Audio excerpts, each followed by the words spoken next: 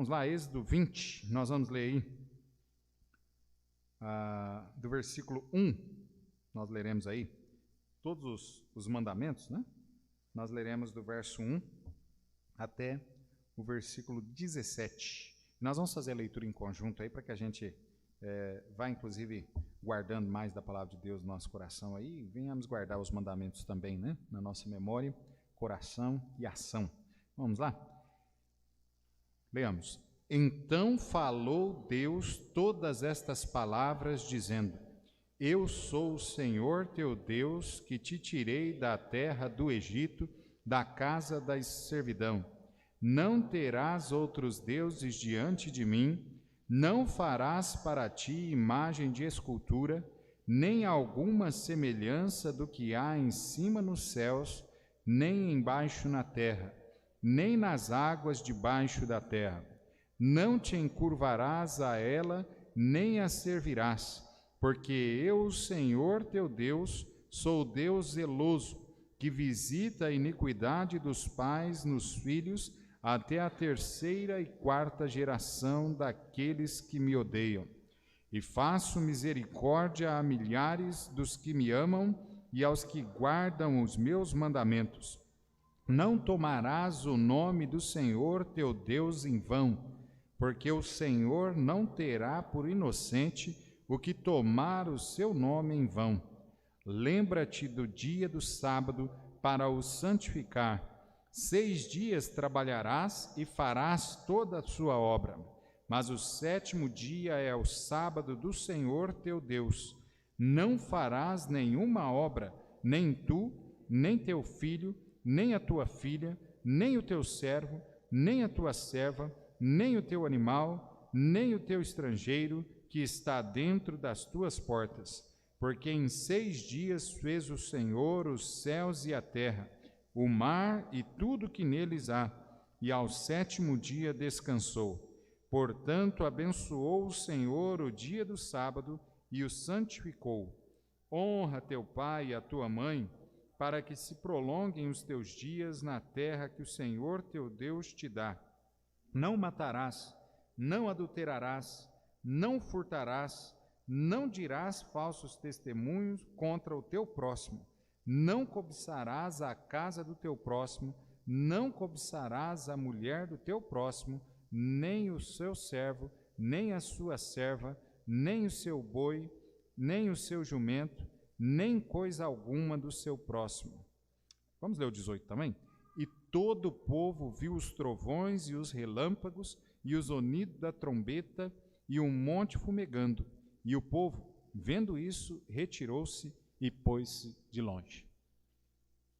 É interessante, né, como o texto aqui que nós lemos, ele termina, né, no versículo 18, dizendo que o povo vendo tudo isso, Moisés ali faz a leitura dos mandamentos, o povo vendo o monte ali, né, como a descrição aí, fumegando, e ele, relâmpagos, trovões, e eles, ao invés de se aproximar mais desse Deus, eles acabam fazendo o quê? Se colocando de longe, né? Eu sei que esse colocar-se de longe aqui, ele reflete algumas questões que entrou para o coração daquele povo, né? Como a própria questão do temor a esse Deus. Mas também há uma questão, né, que os mandamentos do nosso Deus, ele deve nos atrair para mais perto de Deus. Mas, infelizmente, né, muitas pessoas acabam também se distanciando mais de Deus, se distanciando mais da palavra de Deus, mesmo sabendo, né, o que é o certo, o que é o correto de viver. Então, amado, que Deus nos ajude, né, que nós possamos chegar mais perto do nosso Deus e não nos distanciarmos dele. Chegar mais perto com temor. O temor deve haver no nosso coração. Amém, irmãos? Mas nós devemos nos aproximar cada vez mais dele e cumprir a sua lei também. Oramos. Santíssimo Deus, Senhor, nós te agradecemos, ó Pai, pelo tempo que o Senhor nos permitiu já termos aqui na tua casa, poder louvar teu nome, ouvir a tua palavra, podermos, ó Pai, agradecer ao Senhor por todas as benesses, ó Pai, as quais o Senhor tem derramado sobre as nossas vidas. E agora, ó Pai, também nós queremos pedir ao Senhor que o Senhor esteja abençoando também o estudo da tua palavra. Usa, Pai, esse miserável servo que sou nas tuas mãos, para a glória, ó Pai, do teu santo e maravilhoso nome. E que nós, ó Pai, possamos ouvir atentamente a tua palavra, guardar nosso coração, mente e também, ó Pai, desenvolvê-la através das nossas ações. Abençoa, Senhor, a cada um dos amados irmãos que estão aqui. Nós, ó Pai, pedimos ao Senhor por aqueles que aqui foram citados, ó Pai, nesta manhã, que estão fracos, ó Pai, na fé, desanimados muitas vezes, ó Pai, do caminhar da vida cristã. Mas nós pedimos, ó Pai, ao Senhor, o Senhor visita eles nesta manhã também. O Senhor ajuda eles, ó Pai, de forma que eles possam retomar no seu coração o mesmo desejo que eles tinham de louvar ao Senhor, de servir ao Senhor, quando eles se converteram, quando eles entregaram a sua vida ao Senhor. A nossa oração, ó Pai, é a mesma, ó Pai, do salmista, dizendo: devolve, ó Pai, ao teu povo a glória, a alegria, ó Pai, o gozo da salvação. Ó Pai, também queremos pedir por aqueles que aqui também foram citados e não foram, outros que não foram citados, mas que o Senhor sabe, o desejo, ó Pai, do coração da tua igreja, de que eles se convertam. E nós pedimos também ao Senhor, ó Pai. Nós sabemos que o Senhor, o desejo que cada um de nós aqui temos é compartilhado com o desejo do Senhor, porque o Senhor não quer que ninguém se perca, mas que todos, ó Pai, cheguem ao conhecimento de Cristo Jesus. E nós, ó Pai, pedimos ao Senhor, que o Senhor, através da tua palavra, através do teu Espírito Santo, ó Pai, trabalhe no coração dessas pessoas. Que o Senhor use, ó Pai, a cada um de nós. Aqueles aqui, nesta manhã, ó Pai, que citaram estes nomes, querendo a salvação dessas pessoas, nós suplicamos ao Senhor, ó Pai, o Senhor usa eles. Ajuda eles a entender que eles serão, inclusive, instrumento nas mãos do Senhor, ó Pai, para chegar diante daquela pessoa e falar, expor o Evangelho de Cristo Jesus. E, ó Pai, ajuda eles, ó Pai, dando a eles ousadia na pregação do mesmo. Cada um de nós, ó Pai, a pregação do Teu Evangelho. Dá-nos, ó Pai, também capacitação e dá, ó Pai, a nós também o amor, um amor que venha nos constranger de tal forma que nós jamais venhamos cessar em falar, ó Pai, do Evangelho da graça do nosso Senhor e Salvador Jesus Cristo. Abençoa o Teu povo, ó Pai, nesta manhã. Tanto esses que aqui chegaram, quanto aqueles que não puderam chegar, o Senhor sabe o motivo. Abençoa cada um, ó Pai. E é em nome de Jesus é que nós te pedimos, te agradecemos, com perdão dos nossos pecados. Amém. Podem sentar, irmãos?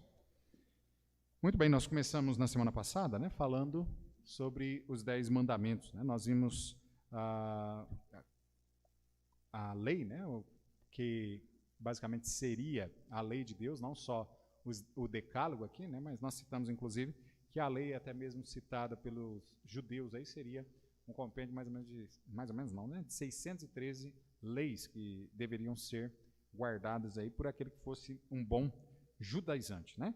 Então nós vimos também que a lei, ela se divide em ela aborda, né, melhor dizendo, 3 áreas, que seriam a lei moral, né, que é chamada aí, lei espiritual, que nós vimos aí do versículo 1 ao versículo 21, aqui do capítulo 20 de Êxodo. Nós vimos também a lei, né, aqui, que é chamada também como lei civil, né, ou lei religiosa, que também seria aí abordado do versículo 22 do capítulo 20 até o capítulo 24, versículo 11 aí de Êxodo. E nós vimos também aquilo que são os regulamentos cerimoniais, né, também é dividido nos regulamentos cerimoniais, que está do capítulo 24, versículo 12 até o capítulo 31, versículo 18. Né? Então, aí estaria toda a lei, né, de certa forma, e dividido, então, nesses 3 pontos, abordando, né, essas 3 áreas aí. Nós vimos também, né, sobre a questão das lições, né, primárias que nós aprendemos, inclusive, no texto aqui de Êxodo 20,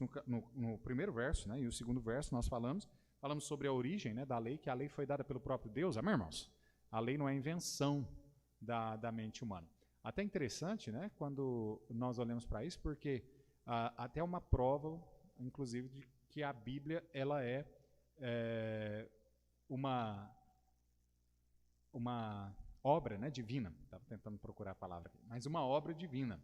Porque você já imaginou, né, se fosse uma obra humana, você acha que a lei que nós temos registrada nela seria dessa forma que nós temos aqui?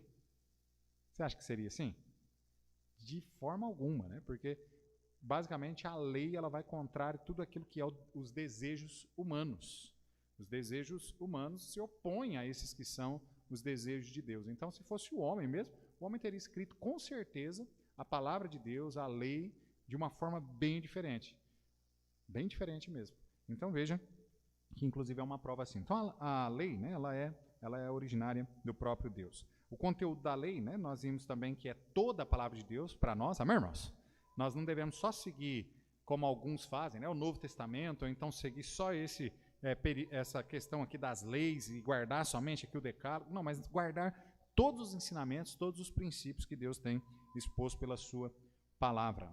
Nós vimos que a lei, né, é uma expressão, inclusive, da aliança da graça do nosso Deus. É Deus realmente revelando a sua graça a nós, porque com a lei ele mostra, olha, vocês são incapazes, vocês estão condenados mesmo, vocês são miseráveis e tal, e depois com a própria lei ele aponta a Cristo Jesus, né, mostrando que Cristo Jesus é aquilo que vai resolver a nossa situação, a nossa condição. É Cristo Jesus quem perdoa os nossos pecados, é Cristo Jesus quem praticou a justiça por nós. Amém, irmãos? Então, olha como ele vai trazendo, né, tudo isso aí através da lei. Né? Então, a lei ela foi dada como expressão da graça do nosso Deus. E nós vimos também porque as pessoas, né, rejeitam a lei. Alguns por conta da própria natureza, né, humana, que é contrária, como eu disse, àquilo que a Bíblia fala.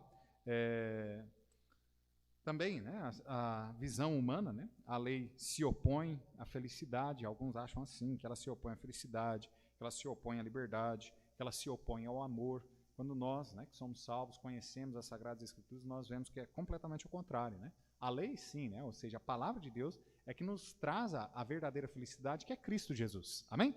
A palavra de Deus também, né, a lei aqui, ela também é que nos traz a verdadeira liberdade, porquanto ela nos liberta do pecado, ela nos liberta das garras de Satanás, ela nos liberta, né, dos padrões deste mundo, e ela nos liberta da condenação do inferno. Então nós somos verdadeiramente livres. Amém, irmãos? Nós somos aí verdadeiramente livres. E nós vimos também, né, que a lei, né, ela não se opõe ao amor, porquanto ela é a revelação do amor de Deus para nós. Amém?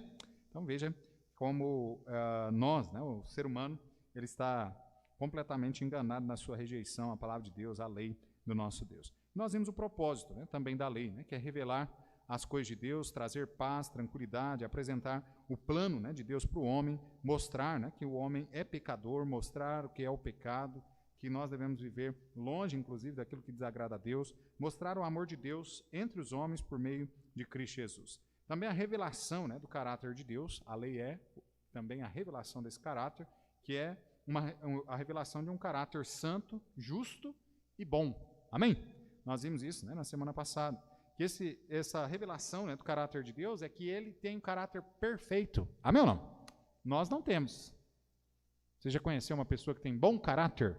Quantos aqui já conheceram pessoas que têm bom caráter? Vai lá. Eu também já conheci pessoas, né, de bom caráter. Os irmãos, né, são pessoas que eu conheço que são pessoas de bom caráter. Agora veja bem, são caráteres perfeitos? Com certeza não. Mas o nosso Deus, né, a revelação bíblica nos mostra que ele é perfeito, né, no seu caráter. Ele também é imutável.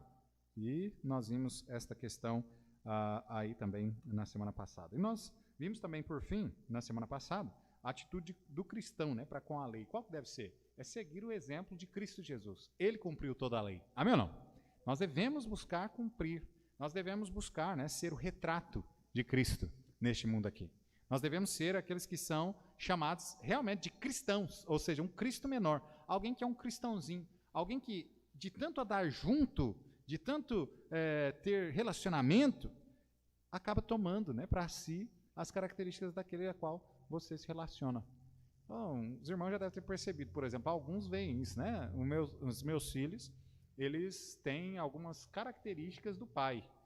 Eu queria que eles só tomassem para si as características boas, mas eles tomam também as características más, infelizmente, por conta da minha imperfeição, né? Sou um ser pecaminoso. Mas veja, o nosso relacionamento faz isso. Ontem nós estávamos lá no culto, né, encerrando, e um pastor conhecido nosso, de longa data, né, o pastor Kip, americano, ele falou assim, olha, nossa, o sorriso do seu filho é igualzinho ao seu. Ele falou dessa forma, né? E é mesmo, é natural, inclusive, que seja, né? Porque é pai, é mãe, vai puxar os traços mesmo. Mas veja bem, agora nós, por conta desse relacionamento, dessa vivência, nós também devemos nos relacionar, né, com o nosso Deus, para que nós também venhamos adquirir, né, as mesmas características deste nosso Deus. Então, o exemplo de Cristo, essa deve ser a nossa atitude, né, para com a lei aqui, é seguir os exemplos de Cristo. Seguir a atitude, né, do salmista também, que o desejo dele era cumprir a lei do Senhor. Nós vimos na semana passada, né? E a atitude da igreja remanescente também, que buscou ser fiel ao Senhor até o fim. Amém, irmãos? E essa deve ser a nossa atitude. Nós devemos buscar isso como igreja, né? Nós temos visto aí que as igrejas têm se debandado, mas, no entanto, né, que nós venhamos ter realmente como meta na nossa igreja de buscarmos realmente viver aquilo que a palavra de Deus diz, que jamais nós venhamos nos afastar do livro dessa lei. Amém, irmãos? Então, nós vimos isso na semana passada, né? E hoje, Deus assim nos ajudando, nós queremos falar sobre o primeiro mandamento.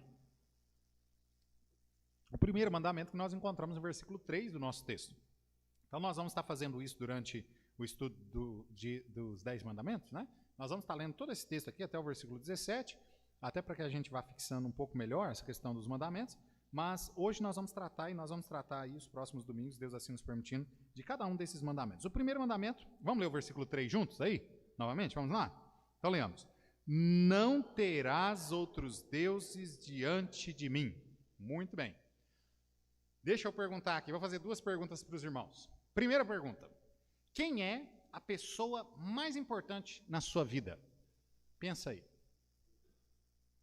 Pensou? Quem é a pessoa mais importante na sua vida? Muito bem.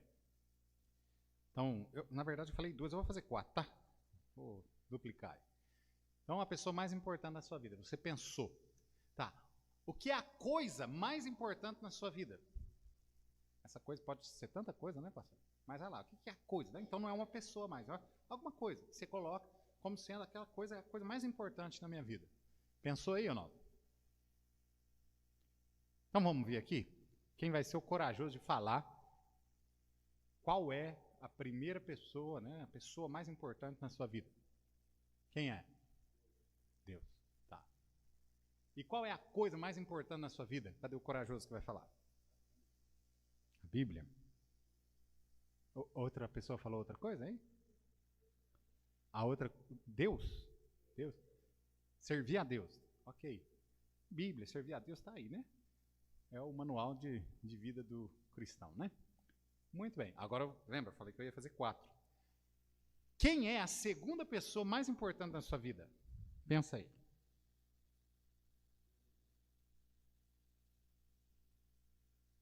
Pensa bem, vamos tirar, tá? Vamos pegar aqui, irmão Bino.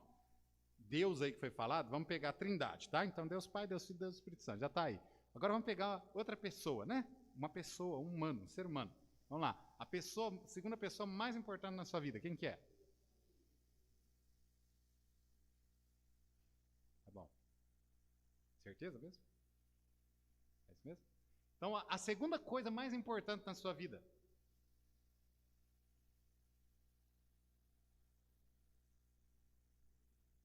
Segunda coisa, não é pessoas, né? Segunda coisa mais importante na sua vida.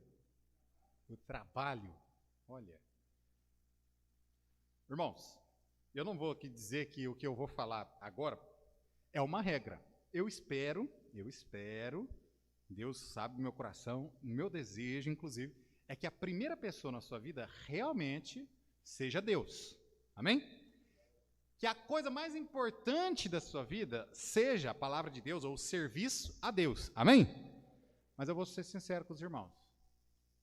Há uma probabilidade quase de 90% de que a primeira pessoa mais importante na sua vida seja a segunda que você falou. A primeira coisa mais importante na sua vida seja a segunda que você falou. Ou que você pensou. Se você não falou, você pensou. Porque quando eu falo aqui, é muito fácil, né? Nós estamos dentro de um ambiente que é propício à resposta, eu dizer que a primeira pessoa mais importante, a pessoa mais importante na minha vida é Deus.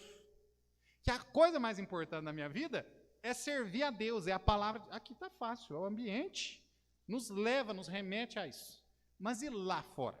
Sabe quando você chega para uma pessoa lá fora, dentro do seu lar e tal, você abraça a sua esposa e fala assim, olha, você é a pessoa mais importante na minha vida. E deve ser o ser humano mais importante na sua vida mesmo. Amém? Deve mesmo, sua esposa. Amém, maridos?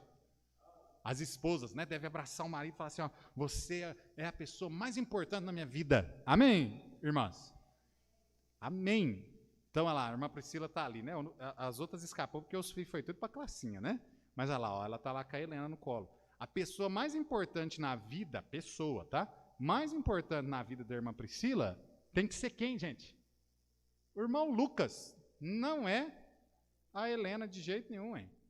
Esquece esse negócio. Tem pai que coloca os filhos acima, né, do cônjuge. Não, não, não. É o cônjuge primeiro, depois os filhos, né? Tá bom? Agora é óbvio que a primeira pessoa, né, aí nós, digamos assim, com já esta visão espiritual e também humana, a primeira pessoa aí deve ser Deus mesmo na nossa vida, amém ou não? Mas lembra disso, normalmente, aqueles que são o que nós falamos aqui, que é a segunda pessoa mais importante, a segunda coisa mais importante, normalmente é a primeira na nossa vida. É a primeira. Então não se deixe enganar. Faça uma análise do seu coração, uma análise sincera, você e Deus. E realmente reflita, o que é mais importante na sua vida? Quem é a pessoa realmente mais importante? Será que Deus é a pessoa mais importante na minha vida mesmo? Será que a obra de Deus, a palavra de Deus é a coisa mais importante na minha vida mesmo? Ou será que não? Será que é aquilo que nós acabamos pensando aí em segundo plano? Então, amado, de fato, Deus deve ser a pessoa mais importante na nossa vida. Amém ou não? E Ele o é. Por mais que muitas vezes as pessoas rejeitem, mas Deus é a pessoa mais importante na minha vida. Quer ver só? Eu sei que os irmãos gostam muito de mim. Amém? Pelo menos uma meia dúzia de 3 ou 4 aí, né? Eu vou perguntar de novo, senão vai ficar até feio, né? Não vou perguntar de novo, não, senão eu vou estar forçando os irmãos a gostar de mim, aí vocês vão estar pecando dentro da igreja. Não, estou brincando. Mas aí, irmãos, preste bastante atenção. Nós temos essa tendência, então, né, de trocar aquilo que os lugares, né, de Deus na nossa vida por uma outra coisa. Mas preste bastante atenção.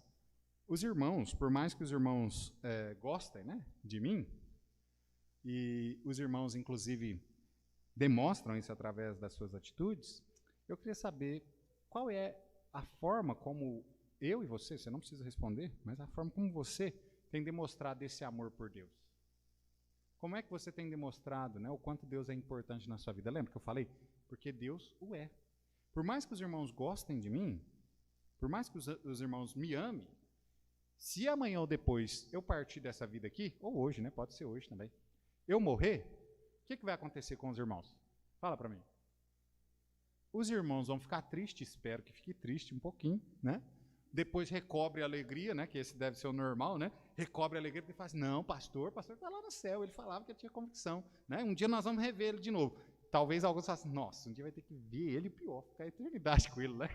Mas veja bem, mas os irmãos vão continuar a sua vida aqui na terra, sem problema nenhum. É ou não é? É assim. De repente, vamos ver que nós somos seres humanos, de repente há um desentendimento e tal, alguém sai da igreja, está bravo comigo e tal, vai embora, a vida dele vai continuar. Você não necessita da minha pessoa para viver. Então, eu sou importante para você? Deve ser, por ser pastor, né, aquele que Deus colocou aqui. Mas agora, Deus com certeza, mesmo que alguém negue, Deus é o mais importante na nossa vida. Tem como viver sem Deus? De jeito nenhum, né? Faz assim. Tem como viver sem o ar? Não tem, né? E teve muita gente que percebeu isso durante o período que nós tivemos aí da Covid. Alguns que partiram por falta desse... O organismo não conseguia respirar.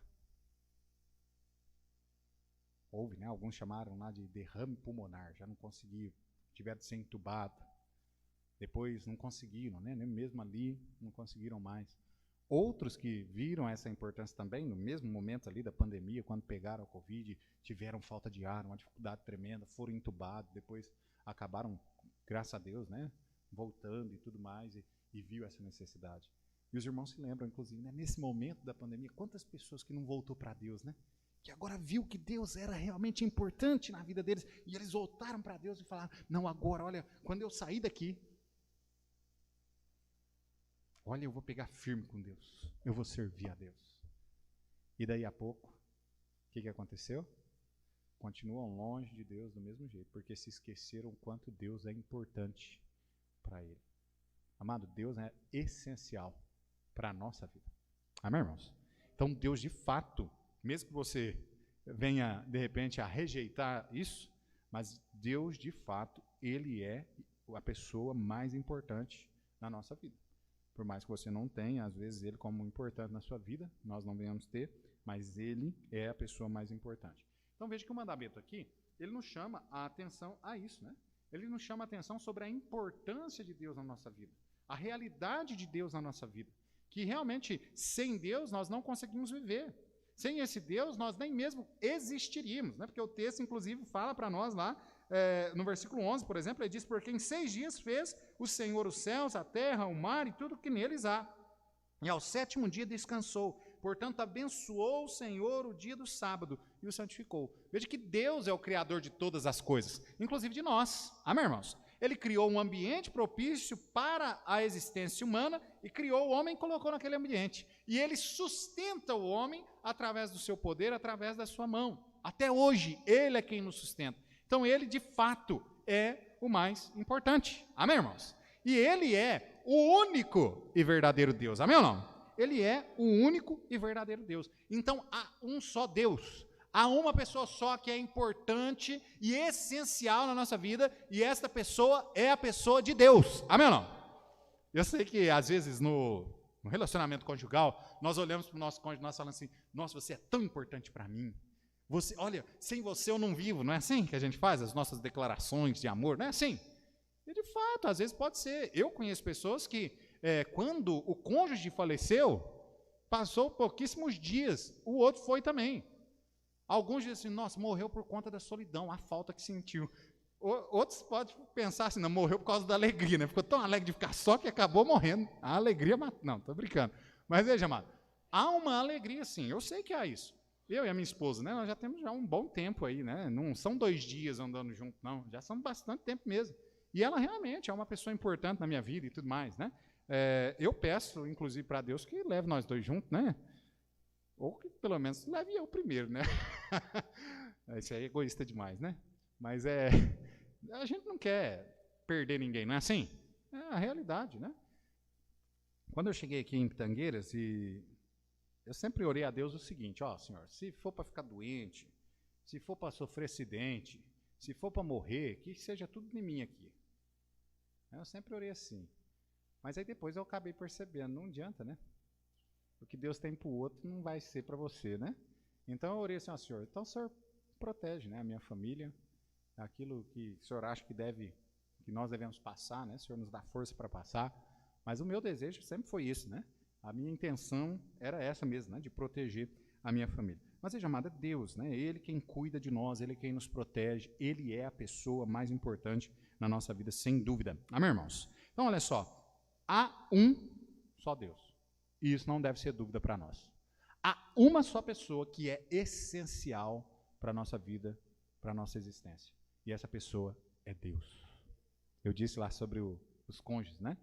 Morre um, às vezes o que normalmente acontece é aquela pessoa que fica aqui, fica viúva durante um tempo, respeita, né, aquele período ali, e logo casa de novo, né? Tem outra pessoa no lugar. Mas veja, mano, a pessoa mais importante, que nós não conseguimos viver sem, é Deus. Existe um só Deus e isso é inegável. Amém, irmãos? Isso é inegável. Então a Bíblia, ela só reconhece, obviamente, a um Deus. Então nós vamos correr alguns textos aqui, nessa manhã. Abra sua Bíblia lá em 1 Coríntios, capítulo 8. Se os irmãos, né, quiserem também participar, lembra, né? Escola Bíblica Dominical, você pode participar com seus comentários, perguntas aí. E a gente vai, nas perguntas aí, tentar responder. Se a gente não souber, a gente vai pesquisar e depois trazemos a resposta, né? Mas olha aí, 1 Coríntios capítulo 8, versículo 5 e versículo 6, olha o que a palavra de Deus nos diz aí. Diz assim, porque ainda que haja também alguns que se chamem deuses, quer no céu, quer na terra, como há muitos deuses e muitos senhores, né? Veio que está até entre parênteses, ou seja, tem muitas pessoas que colocam deuses à existência, tem muitas pessoas que se acham deuses, né? Mas, no entanto, não são, tá? Por estar entre parênteses. Olha o versículo 6. Todavia, para nós, leia aí alguém. Há um só Deus, amém, irmãos?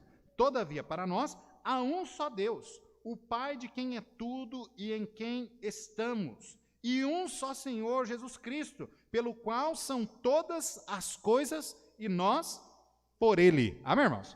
Há um só Deus. Veja que a palavra de Deus, ela nos ensina isso, né? Nós não vamos correr em outros textos, porque isso é algo que nenhum de nós aqui divergimos de outro pensamento, né? É esse o nosso pensamento em comum, de que existe um único e verdadeiro Deus. Amém, irmãos? Então veja, há um só Deus, a Bíblia reconhece isso. E esse Deus, obviamente, como nós vimos lá no texto, né, no versículo 11, lá de Êxodo 20, nós vimos, inclusive, ali que ele é o Criador. Mas olha também Apocalipse 14, versículo 7, a palavra de Deus também nos mostra justamente sobre isso, no versículo 7 do capítulo 14 de Apocalipse, onde ele diz assim, dizendo com grande voz, temei a Deus e dai-lhe glória, porque a vinda, a honra do seu juízo, e adorai aquele que fez o céu e a terra e o mar e as fontes das águas. Amado, nós temos um único Deus, e esse Deus único, verdadeiro e todo-poderoso foi quem criou todas as coisas que existem. Amém ou não?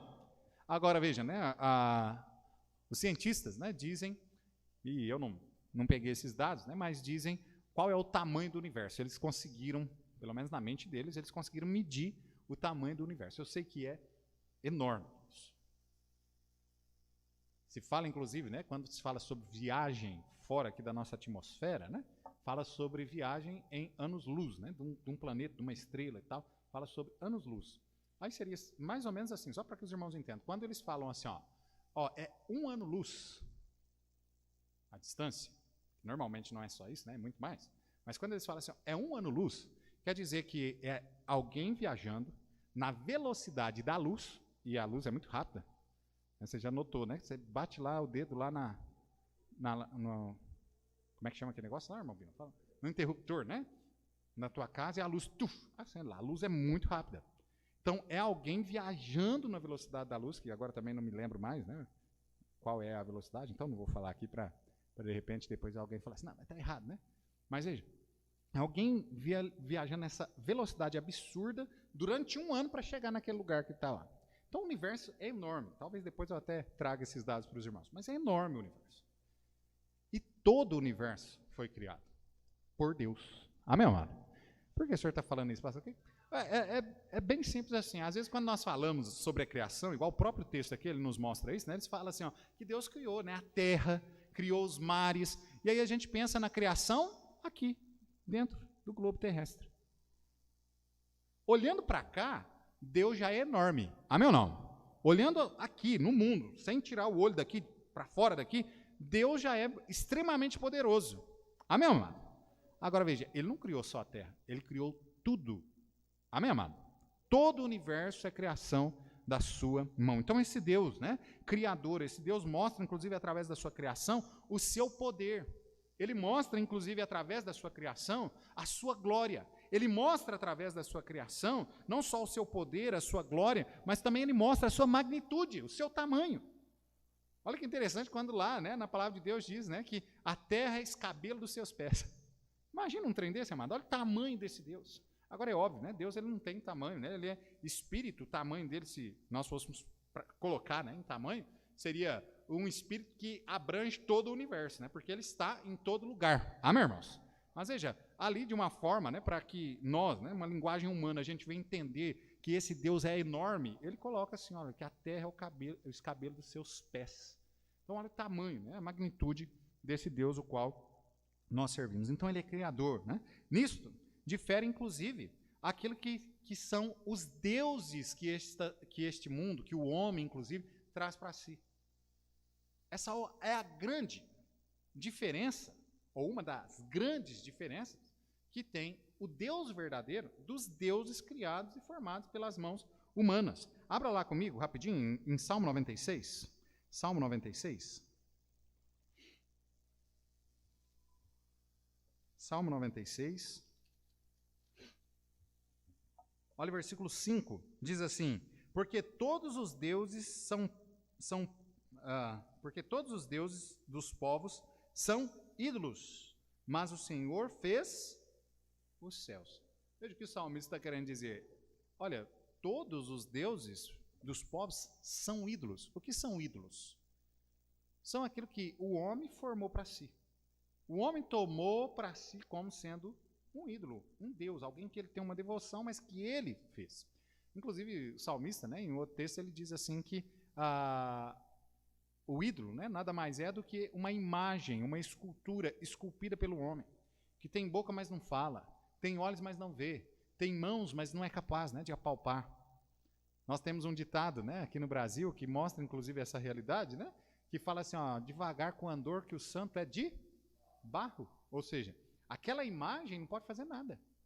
Ela nem mesmo pode salvar a si mesma. Ela nem mesmo pode cuidar de si mesma. É algo que foi criado. E criado pelas mãos, pela mente e as mãos humanas. Agora, olha a diferença, né, desse Deus, esse único verdadeiro Deus. Ele é o Criador. Ele não foi criado, mas Ele é quem criou. Amém, irmãos? Olha o seu poder, olha a sua glória, demonstrado justamente nisso. É Ele quem cria, não foi Ele criado. Deus não passou a existir a partir de que nós pensamos que Ele era existente, de maneira nenhuma. Deus sempre existiu e Ele então nos formou. Amém, irmãos? É bem assim. Quando nós olhamos esses falsos deuses, normalmente, né, são pessoas que viveram durante um período nessa terra e que o povo toma isso para si como Deus. Mas veja, são pessoas que foram criadas por Deus e que não têm poder para fazer nada. Nada. Não tiveram nem mesmo poder de se manterem vivas. Chegou o dia pré-estabelecido pelo próprio Deus da sua morte, elas partiram daqui. E que aquelas pessoas que não puderam fazer nada por si mesmas, que elas poderão fazer por nós. Então veja, né, amado, como nós, né, temos e devemos ter realmente um único e verdadeiro Deus. Amado, agora nós devemos compreender, né, que esse Deus ele não está sendo adorado como de fato ele deveria ser. Isso é uma verdade. Por isso que, vamos lá para Romanos, capítulo 1, por isso que quando eu disse para os irmãos, né, que normalmente nós falamos com a nossa boca, né, que Deus é a pessoa mais importante na nossa vida, mas normalmente não é. Normalmente é aquela segunda pessoa que realmente é mais importante na nossa vida. É quando nós tiramos Deus de cena, nós realmente mostramos quem é a pessoa mais importante na nossa vida. Agora eu sei, há alguns que são sinceros, há alguns que realmente têm Deus como sendo a pessoa mais importante na sua vida, e dá para ver isso. Tem pessoas que têm realmente como a coisa mais importante na sua vida a obra de Deus, a palavra de Deus, e dá para ver isso. Como que dá para ver isso? A forma como a pessoa vive. Ela tem realmente Deus em primeiro lugar na sua vida. Amém, irmãos? As coisas de Deus em primeiro lugar na sua vida. Agora, aquela pessoa que diz, como é que eu posso acreditar, né? Olha, Deus está em primeiro lugar na minha vida. Mas imagina essa pessoa, ela nunca vem à igreja. Ela vive uma vida completamente ao contrário daquilo que a palavra de Deus ensina que nós devemos viver. Ela está pouco se lixando se a obra de Deus está indo para frente ou se está indo para trás. Ela não liga com nada disso. E depois dizer que, olha, Deus é a primeira pessoa na minha vida, a obra de Deus é a coisa mais importante da minha vida. Amado, não é. Não é. Com certeza não é. Então, amado, nós temos que tomar esse cuidado, porque apesar de sabermos que Deus, e todos nós aqui sabemos que Deus deve ser, e Ele o é, né, inclusive, a pessoa mais importante na nossa vida, na questão de que nós não vivemos sem Ele, mas muitas vezes nós não colocamos em primeiro lugar na nossa vida. Mas todos nós devemos fazer essa mudança. Amém ou não? Olhar para dentro de nós e ver se realmente Deus está em primeiro lugar na nossa vida ou não. E se Ele não está, tirar aquilo que está em primeiro lugar e colocar Deus em primeiro lugar na nossa vida. A obra de Deus em primeiro lugar na nossa vida. E isso vai ser claramente demonstrado através da vida a qual nós vamos levar. Mas infelizmente, né, nós não temos feito desta forma. Olha o que Paulo diz aos Romanos, aqui em Romanos capítulo 1, versículo 21 a 23. Olha o que Paulo diz aqui. Olha a situação aqui, né, do homem, o pecado que estava, né, sobre o homem se embrenhando cada vez mais no pecado. E olha como o homem, né, vive aqui de acordo com Paulo, versículo 23, 21 ao 23. Diz assim: porquanto, tendo conhecido a Deus, não glorificaram como Deus, nem lhe deram graças. Antes, em seus discursos, se desvaneceram. O seu coração insensato se obscureceu. Dizendo-se sábios, tornaram-se loucos e mudaram a glória de Deus incorruptível em semelhança de imagem de homem corruptível, e de aves, e de quadrúpedes, e de répteis. Agora veja, Paulo está falando aqui sobre os perdidos, mas essa muitas vezes, irmãos, é uma realidade entre os salvos também. São pessoas que deixaram e trocaram o Deus que deveria ser adorado, o Deus que deveria ser reverenciado, o Deus que deveria estar ocupando o primeiro lugar na sua vida, na minha vida. Nós muitas vezes deixamos este lado e nós pegamos um outro Deus e colocamos naquele lugar, e aí aquela pessoa que nós, ou aquele objeto, né, aquele trabalho, alguma coisa assim, que nós então demonstramos a nossa inteira devoção, que nós gastamos tempo, que nós gastamos toda a energia em cima daquilo aqui, de buscar aquilo ali e tudo mais. E Deus então está em segundo plano. Deus, ele não é adorado, Ele não é reverenciado muitas vezes na nossa vida justamente por conta disso. Amado, o que é que está tomando lugar de Deus na minha vida e na sua vida?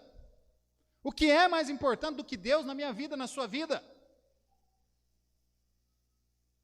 Eu já disse isso aqui, às vezes pode ser coisa lícita, inclusive, coisa que não é pecado. De repente, a coisa mais importante, né, a pessoa mais importante na sua vida, realmente é a sua esposa, realmente é o seu filho. Não é errado essas pessoas serem importantes, mas é errado elas ocuparem o lugar de Deus na sua vida. Amém, irmãos? É errado você estar em primeiro lugar e Deus vir em segundo. Isso é errado. Deus deve estar em primeiro lugar na nossa vida. Deus deve ser adorado como Ele merece. Amém, irmãos? Reverenciado como Ele de fato merece, porque Ele é Deus e sem Ele nós não conseguimos viver. Não há existência. A palavra de Deus também fala sobre essa questão de deuses. E houve, e ainda há outros deuses, né? Abra lá comigo em 1 de Reis. 1 Reis, perdão, né? Não primeira, né? Mas 1 Reis. Diz que é um livro, né? 1 Reis. Capítulo 12. 1 Reis 12.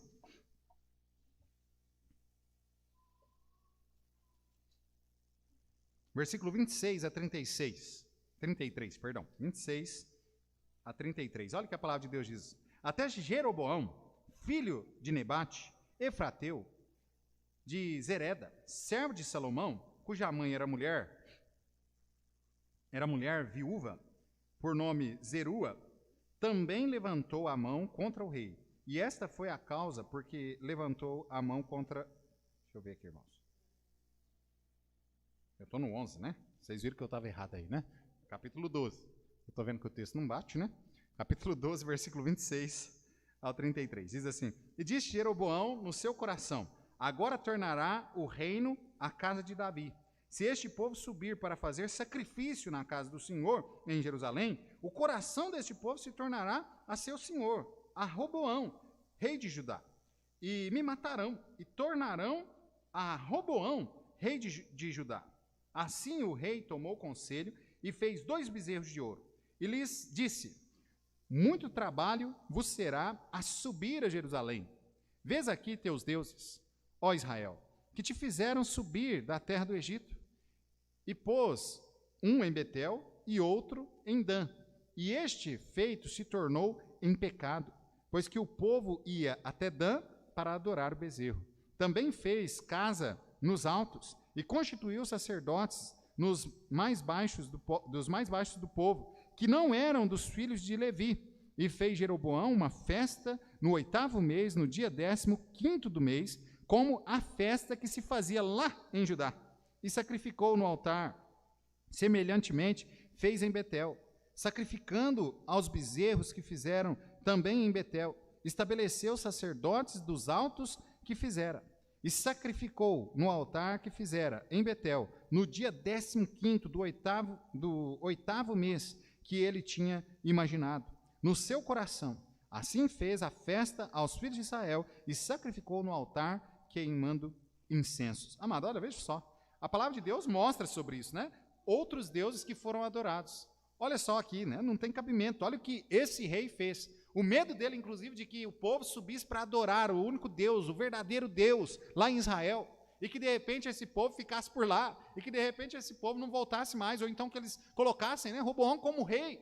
Fez com que esse rei mandasse fazer 2 bezerros de ouro, colocasse ali e falasse: ó, agora esses são os nossos deuses. Esse aqui é o nosso Deus que nos livrou da terra do Egito, da escravidão. Olha só, a troca, né? Coloca lá aquilo que Deus havia feito, ele coloca em cima daquele Deus que ele mesmo fez por sua própria mão. Amado, veja como que há e sempre houve, né? O homem sempre ele tem este problema de trazer ídolos para o seu coração. A gente consegue ver isso muito rápido na nossa vida com os nossos filhos. A gente começa a ver, você analisa seu filho, você vai ver isso. Como que rapidamente ele coloca um ídolo no coração dele. E normalmente esse ídolo, e vou dizer assim, o ídolo maior, né? Porque todos nós acabamos, se não cuidar, ter vários ídolos na nossa vida. Mas o ídolo maior que ele coloca, ou aquele que está em primeiro lugar na vida dele, rapidinho, estou falando ali com 1 aninho e meio, 2 anos, você já consegue ver isso. Normalmente é ele mesmo. Ele mesmo. Você já notou como que a criança, ela acha, e o pai tem que ensinar para ela que não é, né? Mas ela acha que ela é o centro do universo. Chega um momento na vida dela que ela acha, não, aqui, ó, eu quero, é meu. Faz isso. E a mãe está ali, é óbvio. Inclusive, a mãe, não estou dizendo que a mãe está errada, né? A mãe está cuidando daquela criança e pelo cuidado que a mãe coloca, às vezes a criança pega aquilo para si como sendo algo errado, né? Achando que ela é a pessoa mais importante nesse mundo mesmo. Então ela começa a criar aquele deusinho de si mesma dentro do seu coração e que às vezes acompanha-nos por toda a nossa vida. Por toda a nossa vida. Então veja, amado, a palavra de Deus aqui está falando sobre lá no reino, né, de Israel. Um homem que se levantou para formar um Deus. Viu como ele fez com a sua própria mão? Como foi fácil, inclusive, colocar isso para o povo, para que o povo começasse a adorar, porque o texto já fala, né, que o povo começou a orar, o povo começou a subir lá naquele altar para adorar. Ao invés de ir em Israel, ir em Jerusalém, ali mesmo. Aliás, inclusive, como ele mesmo disse, é mais cômodo. Amado, muitas vezes nós temos ídolos e formamos ídolos na nossa vida por conta disso, porque é mais cômodo. É mais cômodo. Porque muitas vezes a gente enfia a cara no trabalho e o trabalho acaba sendo um ídolo na nossa vida, porque a gente vai correr atrás de dinheiro e com dinheiro a gente conquista o que a gente quer mais rápido. Do que, de repente, eu estar trabalhando naquilo que é o tanto certo, de eu estar vivendo a minha vida cristã de forma correta, dando tanto tempo ao trabalho, quanto tempo à minha família, o tempo para Deus, tudo naquilo que é a proporção bíblica que Deus coloca, mas eu vou precisar de um pouco mais de tempo, orando a Deus, buscando em Deus, para que Ele me conceda algo que eu desejo. Mas, na verdade, se eu tiver dinheiro, eu vou logo e compro. Notou como que as coisas são?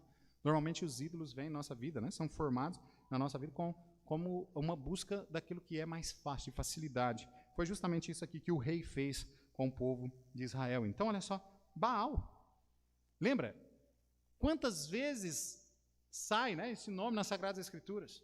Falando sobre Baal. Baal. E havia, para que os irmãos até mesmo relembrem, né? Havia vários Baals. Apesar da Bíblia sempre estar trazendo o nome Baal, Baal, mas muitas vezes era um Baal que era responsável, né, pelo fogo, um Baal que era responsável pela chuva, um Baal que era responsável pela fertilidade.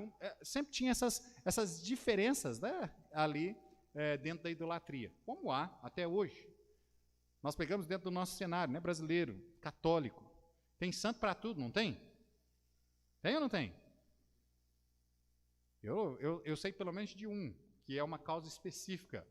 E eu acho que é o santo mais sofredor na religião católica. Infelizmente, né, a minha mãe, no tempo de devoção, inclusive, colocou esse nome, né, desse santo no meu nome, né? Mas é que é Misael Antônio. Não, estou brincando, né? Não foi tempo da devoção da minha mãe, não. Não é meu irmão, sim. É o pastor Everton, vocês conhecem, né? Que é Everton, o nome dele é Aparecido, por causa da devoção da minha mãe em Aparecido. O meu nome veio do meu avô, né? Misael Antônio Firmino, e aí eu então tomei Misael Antônio Firmino Neto. Mas o Santo Antônio, qual que é a causa específica do Santo Antônio? Casamento. Ele é sofredor ou não é? Porque quando o povo faz lá uma devoção, olha, Santo Antônio, se você me casar até o fim do ano, a coisa é tão difícil, né? A pessoa não pensa, de repente, de dar uma melhorada no visual, mudar as atitudes para ver se o povo, né, interessa, né? Não, né? Mas vai lá para o Santo Antônio. E tem umas causas que são realmente causas impossíveis. Né? Mas aí o que faz o Santo Antônio? Um ano, até dezembro você me casa. E eu vou fazer isso, isso, isso. Chega dezembro, o santo não casou a pessoa. O que eles fazem com o santo? Não é assim? Pega o santinho, enfia de cabeça para baixo dentro do copo d'água. Então, eu acho que é o santo mais sofredor no Brasil, né? Pelo menos o povo está tentando matar ele afogado aí direto, né? Não sei. Mas, veja, amados, santos, imagens que são colocadas, ídolos que são colocados. Agora nós estamos falando aqui sobre pessoas, entidades, mas muitas vezes até mesmo a própria criação é colocada. Vira lá em Deuteronômio capítulo 4, rapidinho. Nós vamos voltar depois em 1 Reis aí, mas olha lá, Deuteronômio capítulo 4.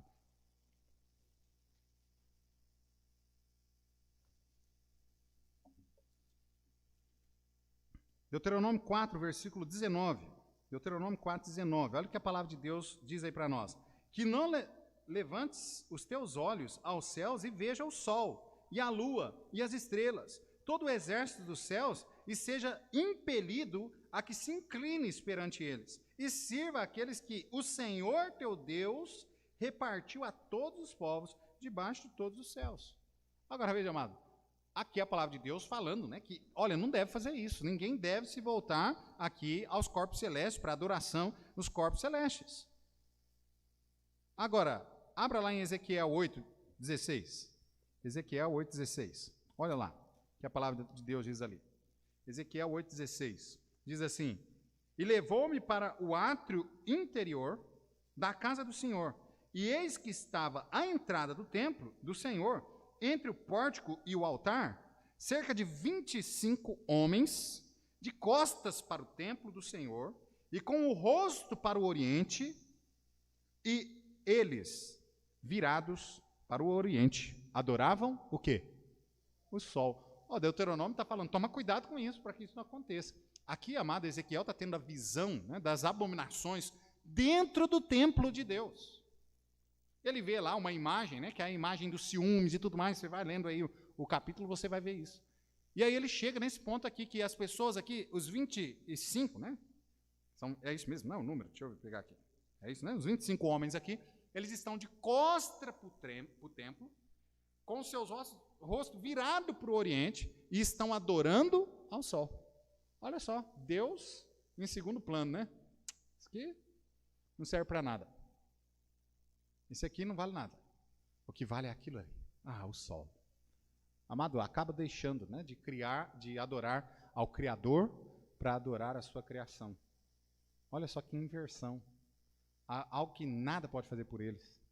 Nada mesmo. Então veja, amado, que há outros deuses que foram estabelecidos por homens, mas que não são, de maneira nenhuma, deuses verdadeiros. Voltemos lá para 1 Reis. 1 Reis, capítulo 12, né, que nós lemos lá.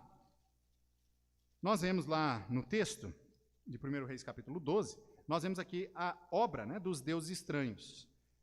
A dificuldade, inclusive, que causou para Israel tudo isso aqui. Os irmãos se lembram que todas as vezes que o povo de Israel abandona a Deus e ele volta o seu olhar para uma outra coisa, ele começa a ter uma outra devoção e a outros deuses. Os irmãos lembram o que acontece com Israel? Sempre há um castigo, né? Uma correção e um castigo. Sempre é, obviamente, né? Deus, que é esse Pai amoroso, ele sempre dá a exortação primeiro. Amém, irmãos? Então sempre é assim. Deus sempre exorta. Ele sempre está mostrando, olha, vocês estão errando aqui. Abandona esse pecado. Arrepende-te. Ele sempre está fazendo isso, há uma exortação. Quando o coração é duro, quando não há, né, uma mudança, o homem ali de dura serviço, então o que Deus faz? Ele vem então com a correção. E a correção física. É bem isso que acontece. E não é diferente com Israel. Israel volta a ser outros deuses, Deus vem, coloca ali a exortação, depois ele vem e ele há uma correção. E dentro dessa questão da correção, da idolatria, é onde várias vezes a nação de Israel foi tomada por outros povos, povos pagãos, foram levadas cativas, foram levadas como escravas, justamente por abandonarem a Deus. Justamente por isso.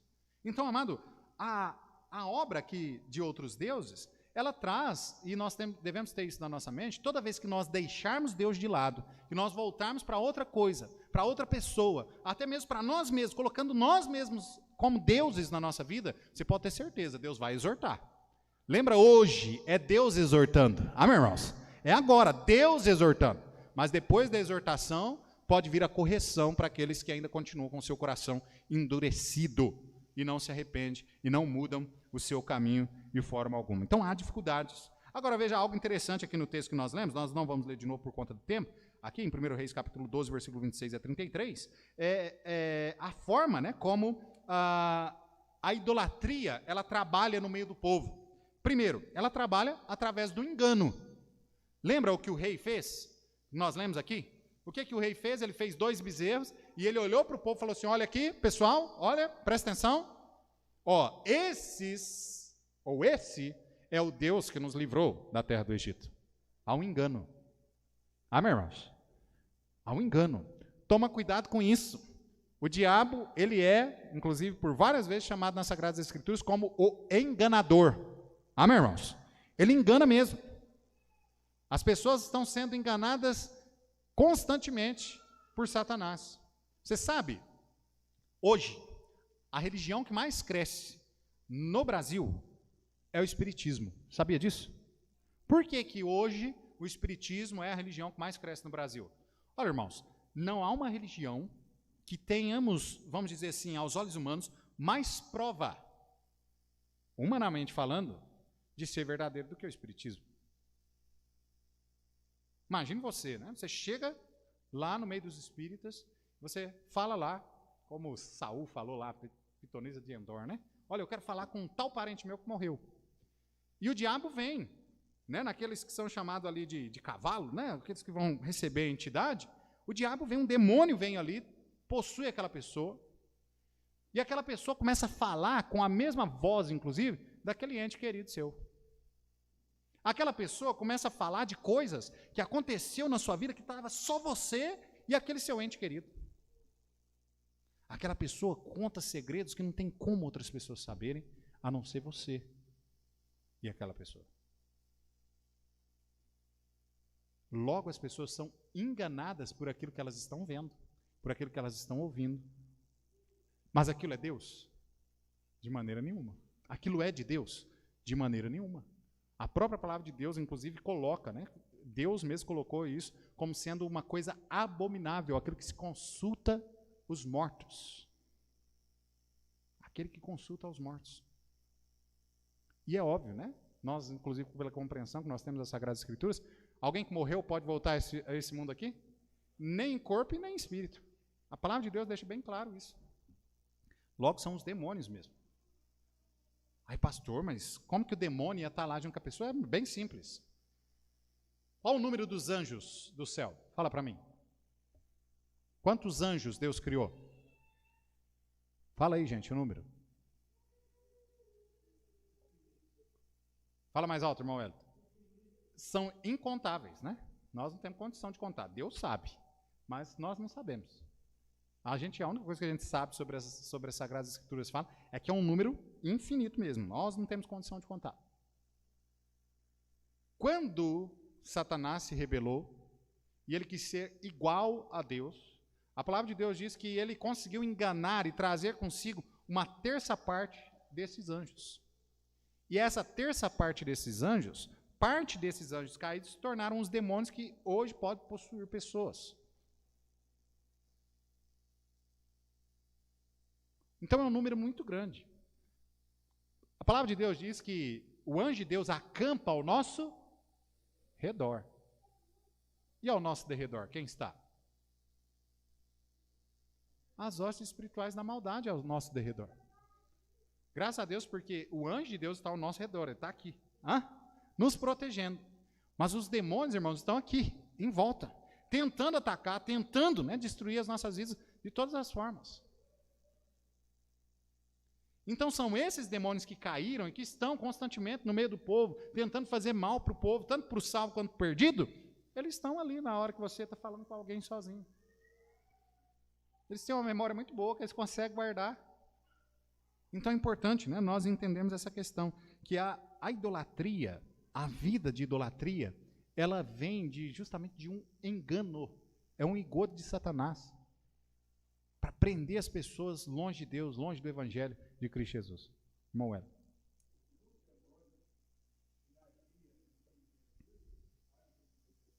Os mesmos, né? Não mudou, não nasceu o outro não, né? Lembra que os anjos são assexuáveis, né? Ou seja, eles não têm sexo. Então, eles não procriam, não há isso, né? Nós seremos como os anjos, inclusive a palavra de Deus diz lá na eternidade, por conta disso, não vai haver nascimento de crianças lá, né? Nós vamos viver lá e também não teremos nada, né, nessa questão sexual, procriação, nada disso, ok? Então veja que eles agem, então eles estão aí, né, inclusive conhecem o homem muito bem por conta do tempo, né, que vivem com o homem aqui. Então veja que a idolatria, ela vem, né, por meio de um engano, ela vem por meio de um controle. A idolatria vem trazendo um controle. Lembra o texto, nós lemos aí de 1 Reis, O que o rei não queria que acontecesse era que o povo fosse até Israel, até Jerusalém, para adorar, e de repente ficassem por lá. Então, para controlar esse povo, ao controle da massa, né, vamos ficar todo mundo aqui, a idolatria existe para isso. Então, olha, se você sair daqui, você já viu como as religiões que têm, né, idolatrias, as religiões politeístas, elas sempre têm aquela ideia de que, olha, fora daqui não existe salvação, você tem que ficar aqui. Porque se você sair daqui, você é excomungado mesmo da graça, você caiu e acabou. Eu sei que algumas religiões se dizem cristãs, evangélicas, né, também tem esse mesmo problema também. Mas veja, a idolatria causa engano, traz um engano, né, controle, traz obstáculos, inclusive, para que o povo não chegue a Deus. Essa é a ideia ali por trás da idolatria. Então, amado, a obra, né, de deuses estranhos, ou seja, dessa idolatria, é justamente isso, engano, controle e trazer, né, dificuldade para que o povo chegue até a presença de Deus. Jamais, né? Quando nós olhamos para Israel, jamais foi desarraigado completamente essa questão, né, da idolatria de Israel. Então, constantemente nós vemos isso acontecendo. Constantemente nós vemos isso. O povo se desviando, o povo voltando à idolatria, Deus exortando, Deus trazendo juízo. O povo se desviando, o povo sendo exortado, o povo vindo sobre ele o juízo, né, arrependendo, e o processo continua aí, o mesmo aí durante muito tempo. Então, amado, com isso, pela história de Israel, nós acabamos vendo que, para nós também, como igreja, para nós como seres humanos, nós temos também esta grande responsabilidade de olhar para a nossa vida, de fazer uma autoexaminação constante para ver se nós estamos voltando à idolatria ou não. Se nós estamos mantendo Deus realmente como Deus na nossa vida e como o único Deus na nossa vida ou não. Mas isso deve ser algo que nós devemos fazer, né, com sinceridade no nosso coração. Analisar realmente o nosso coração e ver se, de fato, Deus é o nosso único Deus. Se, de fato, Deus é a pessoa mais importante na nossa vida. Amém, irmãos? Se, de fato, a coisa mais importante na nossa vida é a obra de Deus, né, a sua palavra, é isso que é a coisa mais importante na nossa vida. Ou se nós estamos enganando a nós mesmos. E acabamos caindo muitas vezes em juízo de Deus. Justamente por conta da idolatria que nós levamos no nosso coração. E por fim, irmãos, a obra, né, de Deus Jeová. Qual é a obra de Deus? E nós sabemos que a obra de Deus é completamente o contrário daquilo que é a obra do diabo. Amém, irmãos? Agora, olha lá rapidinho, para a gente terminar, 3 pontos aqui, rápido. Deuteronômio capítulo 4, versículo 4. Deuteronômio 4, 4. Olha o que a palavra de Deus nos diz aqui. Deuteronômio 4, verso 4. Porém vós, que vos achegastes ao Senhor vosso Deus, hoje todos estáis vivos.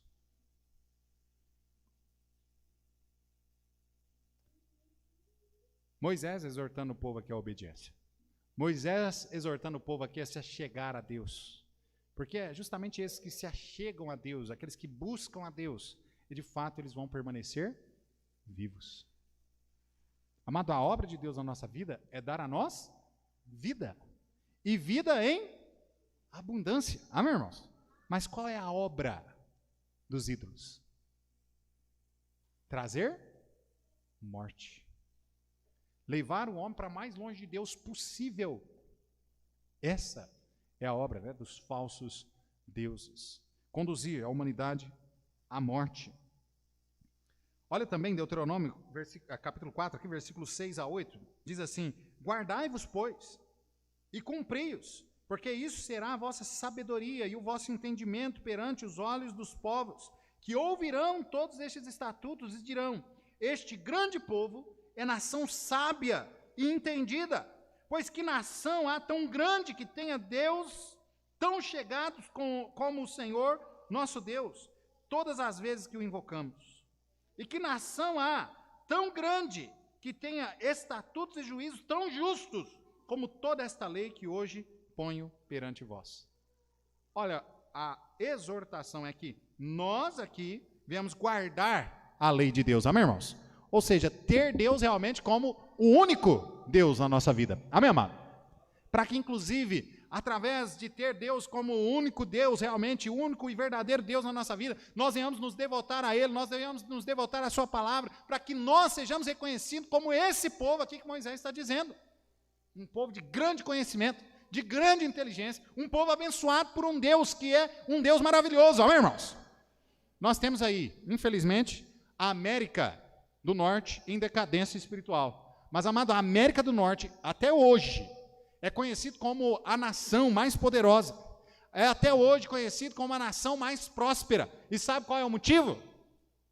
Qual é o motivo? Deus, amado. Aquele povo, né, foi o berço do evangelho por muito tempo.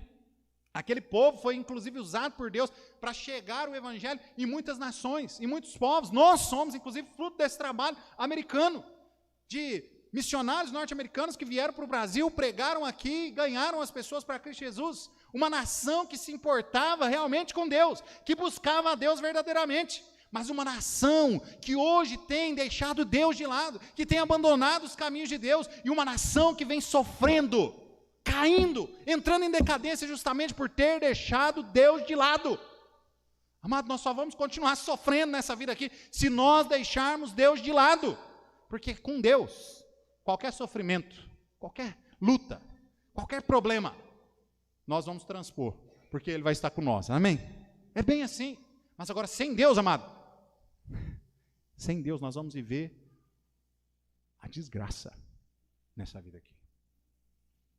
Você pode ter certeza disso. O que é que você quer para a sua vida? O que é que você quer para a sua família? Se você quer, ó pastor, eu quero para a minha vida uma vida abençoada. Eu quero para a minha família uma vida abençoada. Amado, você precisa colocar Deus e as coisas de Deus em primeiro lugar na sua vida, na sua família. Amém, irmãos? É importantíssimo, né, fazermos isso. Então, nós não devemos, de maneira nenhuma, nos apartar de Deus, nos abandonar, né, a Deus de forma alguma. Olha o versículo 9 aqui de Deuteronômio, eu até fechei aqui o lugar. Deuteronômio. Olha o versículo 9 e o versículo 19. Olha só, verso 9 e 19.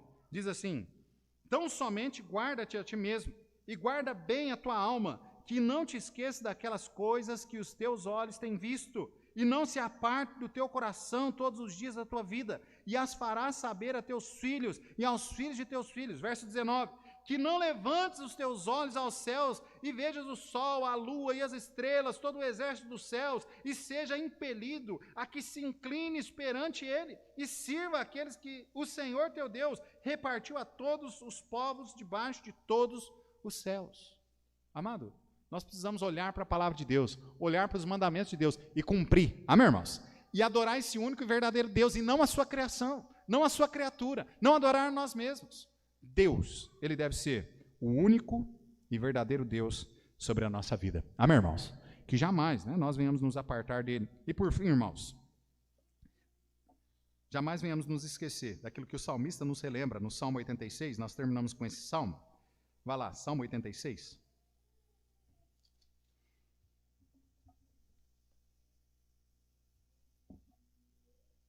Versículo 8 a 10. Olha o que o salmista diz: Entre os deuses não há semelhante a ti, Senhor, nem há obras como as tuas. Todas as nações que fizestes virão e se prostrarão perante a tua face, Senhor. Glorificarão o teu nome, porque tu és grande e fazes maravilhas. Só tu és Deus. Olha o versículo 15. Porém, tu, Senhor, és um Deus cheio de compaixão e piedoso, sofredor, grande em benignidade e em verdade. Amém, amado? Só o nosso Deus é Deus. Amém, irmãos? Nós não podemos, né, ter outros deuses de modo algum. E nós tomemos cuidado realmente com aquilo que são os deuses que muitas vezes estão tomando o trono da nossa vida. Que nós venhamos verdadeiramente ter Deus como sendo o único dominador da nossa vida. Amém, irmãos? Aquele que de fato nós venhamos com todo o nosso ser, com todo o nosso ímpeto, buscar agradá-lo. Vamos colocar de pé? Nós vamos orar? Santo, eterno e poderoso Deus, Senhor, nós te agradecemos, ó Pai, pela tua palavra, agradecemos, ó Pai, pelo estudo que nós podemos ter aqui nesta manhã. Ó Pai, de fato, quantas vezes, ó Pai, nós temos colocado outros deuses em nossas vidas, mas nós suplicamos ao Senhor, ó Pai, que nessa manhã, ó Pai, nós possamos ter aqui entendido aquilo que o Senhor falou aos nossos corações e que nós venhamos colocar em prática. Ajuda-nos a tirar, ó Pai, do trono do nosso viver qualquer coisa que tem tomado ali o teu lugar. Ajuda-nos, Senhor, a colocar a Ti como o único e verdadeiro Deus sobre as nossas vidas.